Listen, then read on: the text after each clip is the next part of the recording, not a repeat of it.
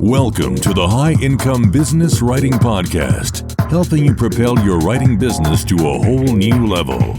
And now, here's your host, Ed Gandia.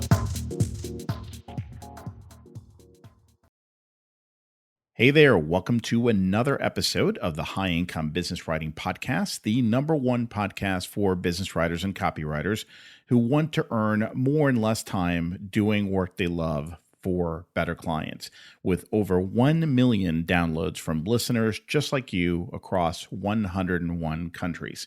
This episode is much shorter than usual. Rather than my typical 45-minute format, today I'm sharing a quick tip with you. This is part of the audio insights I publish for my private coaching clients every weekday, and I thought you'd find it helpful. So here we go. I hope you enjoy it. Very recently, I found myself stressed about all the things that I had going on in both my personal life and in my business. I just felt the sense of overwhelm by all the competing priorities and never-ending to-do lists.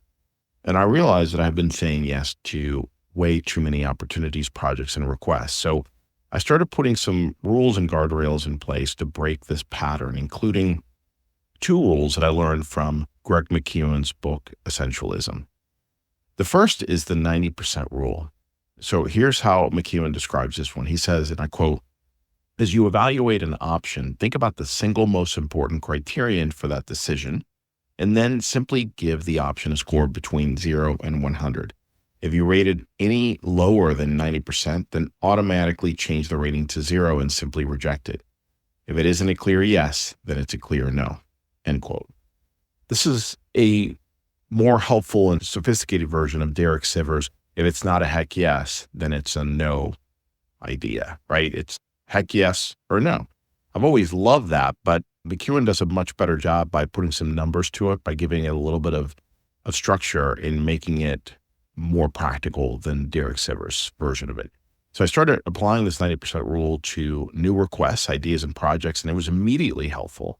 In fact, I'm still applying. I'm still in the very early stages of this, but it's already making a big difference, and that's why I was excited to talk about this today. I find it easier, by the way, with the 90% rule to think of it as a scale of 1 to 10.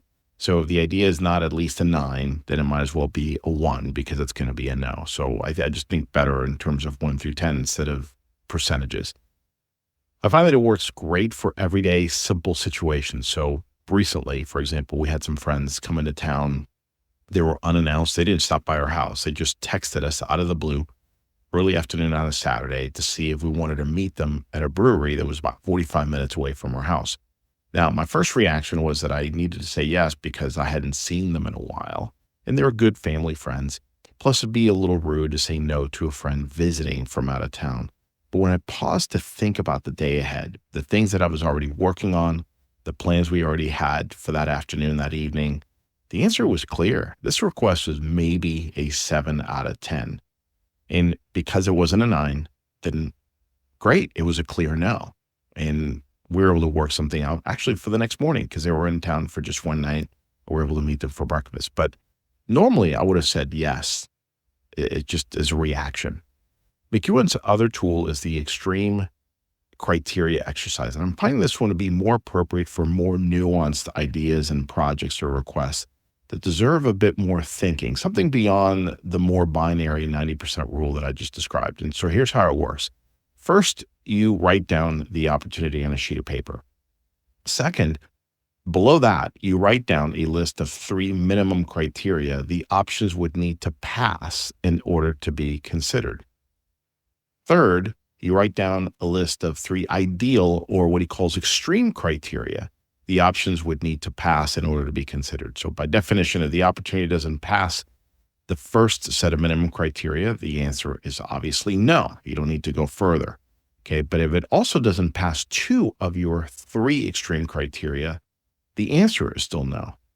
So I used this tool recently because I was seriously thinking about reviving a coaching program that I'd retired a few years ago. I know there was a strong market for it, but I had so many other things going on. I wasn't sure this is a smart initiative to pursue. I was just excited about the idea.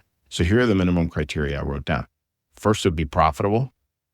It would have to be profitable. It would have to be relatively easy and fast to deploy. And I would have to have a high confidence that it would sell well.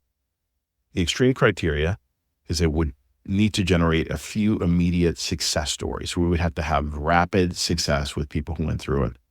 The current market would have to be ideal for it. And then my involvement in delivering the program would be 30% or less. So here's the interesting part. It passed all the minimum criteria, but only one of the three extreme criteria. So the answer was clear. I had to nix it. And it was hard for me to accept that. But when I looked at it objectively, I realized that was the right thing to do.